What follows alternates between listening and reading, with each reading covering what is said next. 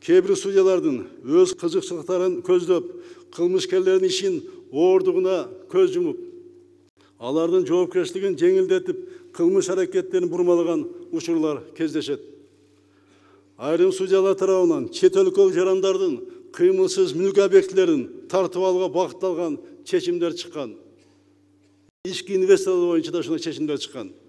Мындан сырткары кейбір судьялар тарабынан банк заттарына байланышкан жазык иштерин кароодон мыйзамдын одуна бузулушуна жол берилген. Мына атап айтсам, айтып кетейин, Ош областынын айрым судьялары 14 килограмм гаш банк заты менен кармалган чет өлкөлүк кылмышкерлердин аракетин жеңилдетип, ага карата мунапыс колдонулган.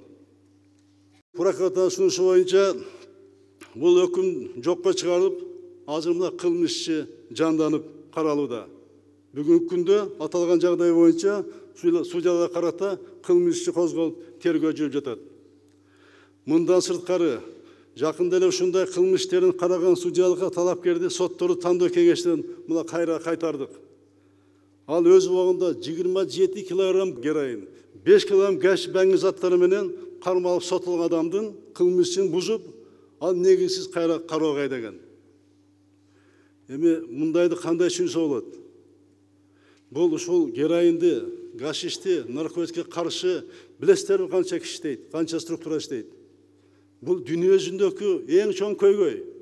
Буну дүйнөлүк коомчулук азыр банк затка каршы күрөш жүрүп атат. Бизге жардамда сырттан да келип атат. Ушул 27 килограмм героин, 19 килограмм гашты кармаш үчүн канча оперативдик кызматкерлер иштейт? Канча адамдар тартылат? Канча каражат мамлекетте жумшалат? Бул айлап, жылдап иш болот.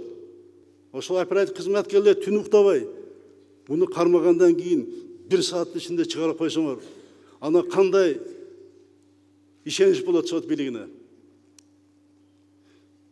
Ушул бир чечим менен бүт мамлекеттик системаны талкалап бузуп атпайбы? Бир чечим менен.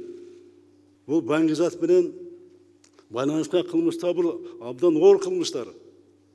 Бул улуттун саламаттыгына, келечегине бул чоң коркунуч жараткан кылмыштарда.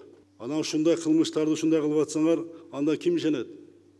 Мына мындай адамдар, бул улуттун, жалпы элибиздин кызыкчылыгына каршы иштеген адамдар.